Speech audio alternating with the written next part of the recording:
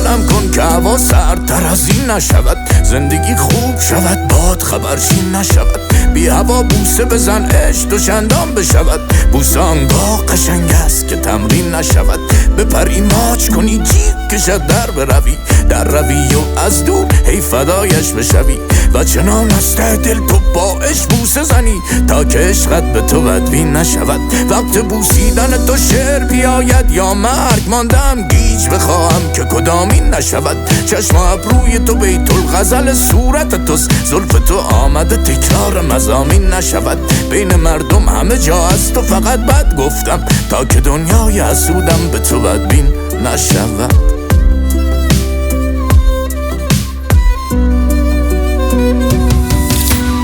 نذاشته روز خوش برا من دوری، تو این دنیا تنها پناهم بودی، همون اول بودی ولی کم بودی، عکس تو بغلم خوابم یا بیدارم اصلا گیجم کجای بی من. نذاشته روز خوش برا من دوری، تو این دنیا تنها پناهم بودی، همون اول بودی ولی کم بودی، عکس تو بغلم خوابم یا بیدارم اصلا گیجم کجایی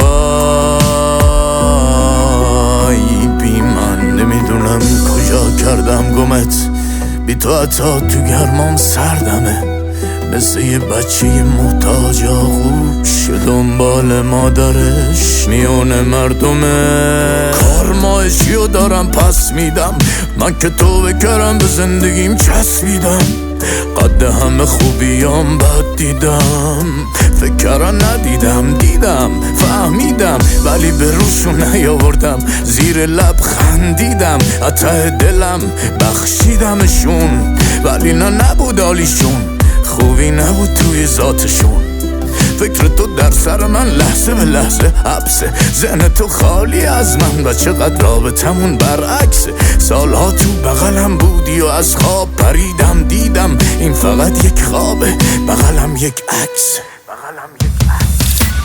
نذاشته روز خوش برا من دوری، تو این دنیا تنها پناهم بودی، همون اول بودی ولی کم بودی، عکس تو بغلم خوابم یا بیدارم اصلا گیجم کجایی بی من. نذاشته روز خوش برا من دوری، تو این دنیا تنها پناهم بودی، همون اول بودی ولی کم بودی، عکس تو بغلم خوابم یا بیدارم اصلا گیجم کجایی بی من.